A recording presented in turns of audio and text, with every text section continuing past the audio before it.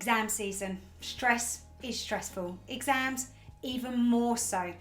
But actually, in this video, what I want us to do is, instead of dread them, instead of having that fear and that anxiety and feeling so overwhelmed, I've got some top tips, some quirky ones, with actually how you can better help yourself. So come on in, let's have a look. With stress, often it can be seen as healthy, it can be seen as helpful, and it can be seen as productive. Now, providing it is healthy, helpful, and productive, we can work it out best. But what happens with stress and when we're feeling overwhelmed and when everything's just becoming a bit too much is, guess what? It becomes unhealthy, unhelpful, and unproductive. And with that, that's where sometimes it can just become too overwhelming. The thing is though, stress is a really good thing for us if we use it wisely. Stress is allowing us to know and recognise in our body that something's not quite right. And often how we actually feel can actually affect the way that we think, and vice versa. But sometimes when we have that feeling, that doom, that guilt, that shame, that's often telling us that we need to act. Not always that simple.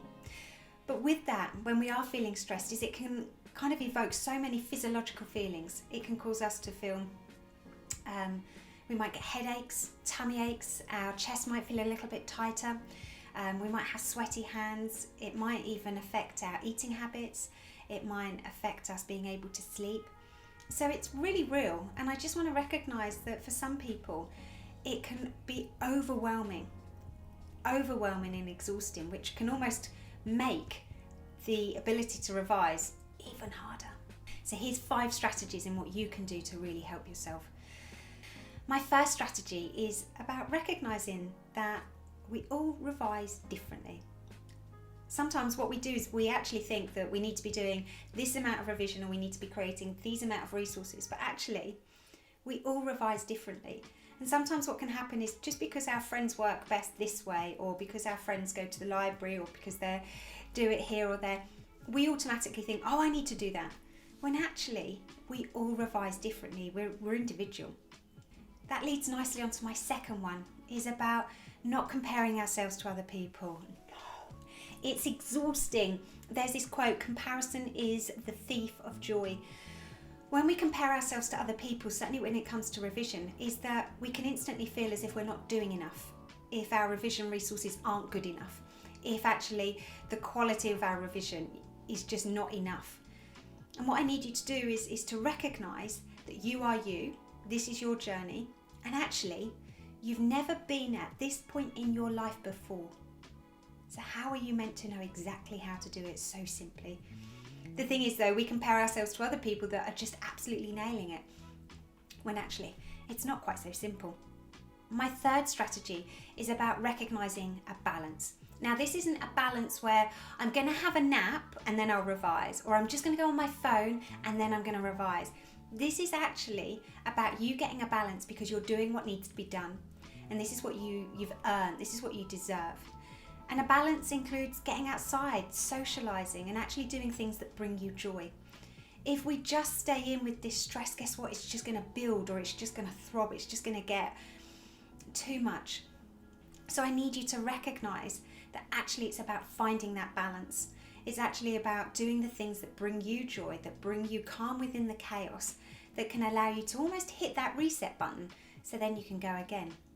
My fourth strategy is about being kind to your mind. It sounds so super, can I go again? Super simple, but actually, do you know what? It is so hard, because sometimes what happens is we just keep going and like beating ourselves up of, Jo, you're lazy, Jo, you're no good, you can't even revise, everybody else is revising. That inner critic is just going. And again, leads to the exhaustion. So what I need us to do is I need us to be kind. And guess what? If we've had an off day and we've not been able to revise today, okay, but we can go again tomorrow, okay? And if you're somebody that keeps putting it off because, do you know what, I can't revise 3 or 4 times a week, so I'm just not going to bother. Well, hold up. Because at least if you revise once a week, then that's better than nothing. And often when it comes to revision, it's practice that makes perfect. It's about you recognising what type of revision, what style of revision works best for you. Not going to lie, mum alert. My next one is about limitations. I could go with limitations, which is what I mean, about just be aware of your caffeine, just be aware of, the sugar that you eat, just be aware of the late nights, because I need you to find, I suppose it's with that balance, but I need you to limit yourself, because if you are just going to stay on sugary drinks or caffeine and late nights, that's not going to help your mental health, that's not going to help your physical health. And I need you to really look after your immune system, because as we get more and more stressed, sometimes that can really impact our immune system, which can just make us more prone to coughs and colds as well. So it's about looking after yourself, but with those limitations. So just think about, what is it that you need to limit in your life, and then see what you can do to do something about it. And my last one is about believing in yourself. I need you to look after yourself and believe in yourself. Self-belief is the most important thing. If I wake up and today's going to be a bad day and I'm going to achieve nothing and nothing's going to happen that's good to me, guess what? Subconsciously, we are looking for everything to confirm that. But if you can just wake up and switch that mindset where you can believe in yourself, and I'm going to try the best that I can today, then what you'll be doing is you'll have those things to reconfirm that you're trying and that you're doing your best and that you're kind and that there's people's generosity. I personally believe that education doesn't fit everybody. Okay, so working as a counsellor, I've worked with many young people who, guess what? They struggle at school. They can't do the work. They can't do the exams. It doesn't mean they're thick, they're stupid, or they're lazy. It's just that they can't do it. However, you fast forward them a few years, they're nailing it. Absolutely nailing it out there in the big wide world. So if that is you, okay, don't think that just because you're struggling right now that this means that your life will be struggling. It won't. It just means that you've not found your thing yet. And do you know what? That's rather exciting, because you wait until you do. Then you'll be able to just shine so bright. Shine. Anyway, I'm going to leave it there. Stay awesome, and I'll see you soon. Bye, guys.